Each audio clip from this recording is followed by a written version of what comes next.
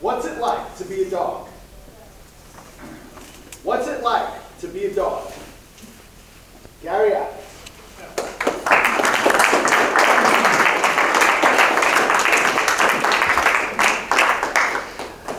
Some of you may know that I'm a dog trainer.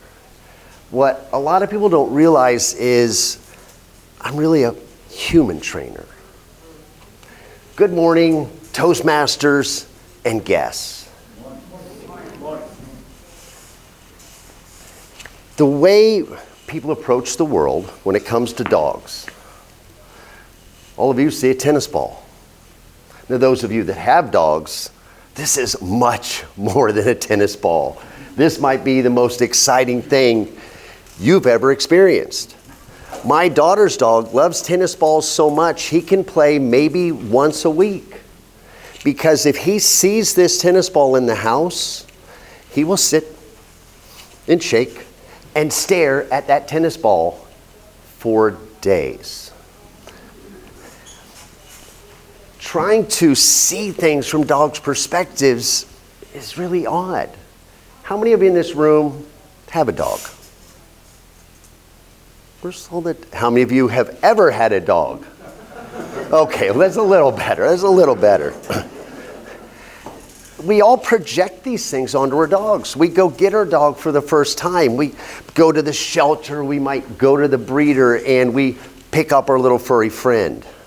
We're going to put him in our car, but what we really end up doing is we're putting that dog into the magical teleportation device. They're sitting in the back trying to figure out what it is. We get to our home, we open the door, and we plop this little creature into a completely new reality.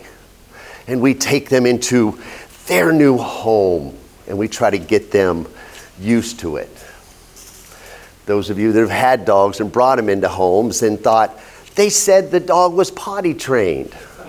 But the dog walked right over and just right on the couch.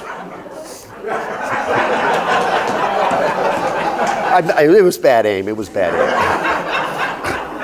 But what we don't think about is a dog's perception of a home is where it normally is.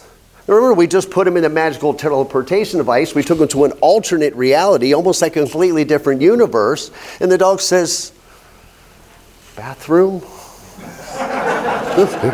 This'll work.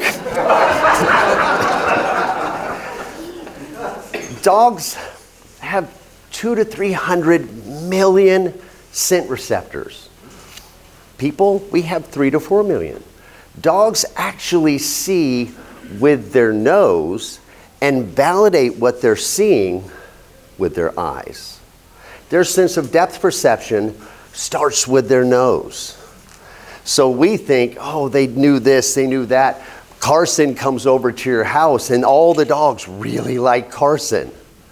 Now, all the dogs, when Carson comes over, they go, and they run over and they want to sniff because they're kind of like that kid in the one movie, which I can't remember the name, some of you are more than welcome to help, that was, I see dead people. Because when my dog runs up to Carson, I know what dogs Carson has, I know what dogs Carson's ate. I could probably just about tell you where Carson's dogs pee in his yard because when he gets close to it, he's bringing that with him. They see more than you think. Now, different dog breeds, they confuse us so much. You know, people will say, oh, golden retrievers, they're great dogs. And then some people like the little Boston Terriers. Now, golden retrievers, the way they see the world is so much different. I like people. And everyone thinks they're great dogs and they're really loyal. But golden retrievers would go home with just about anybody, get in that home and say, yeah, I've been here before. Now, if any of you have ever had a Boston Terrier, how many of you have ever been around a Boston Terrier? Y'all really do need to go play with some more dogs. Bostons are great. I will joke about Bostons because they're kind of like a fragile little flower. They're really playful, they're really boisterous, but if they're unsure, they're the dog looking around the corner trying to figure out what's going on. Now, if you've been around a Doberman Dobermans are some of the most stoic dogs you'll ever meet. They're really hard to read because if a Doberman's happy, if the Doberman's upset, if the Doberman needs to go outside to pee. And it makes it really confusing on how to work with these dogs.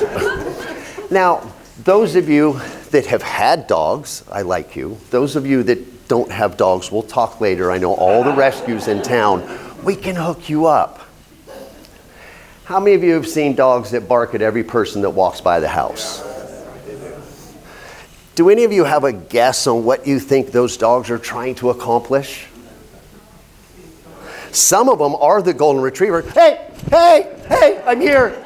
Come on, come say hi. Then you have the strategic dog, whether it's the little Shih Tzu or whether it's a Siberian Husky. They find that one spot in the house and they perch. And they watch out every window of the house. And if they hear something, they see something. Now, this is just the lady that lives down the street. This lady walks by every day at 3 o'clock. But here's your dog. And they bark. And as soon as she's gone, do you know what that dog says? Yes. Because that dog thinks he has made that zombie crazy lady from down, she might be, crazy lady leave. But that poor dog has been trying. That dog has looked at you, Will, several times and said, and you did nothing. You're on your computer, you're reading a book, and it didn't help. So the poor dog is doing the best that he can to try to scare everybody off. He needs Rambo to move in or something like that. As I try to teach people when I'm working, it's our reality, it's our culture that we overlay onto them. It's not that dogs aren't smart. They're very intelligent. They don't understand the simplest things as a neighborhood. Going outside is just a different room of your house. So if you can take some time to look at things from their perspective, you're going to understand them a lot better. Thank you, Toastmasters.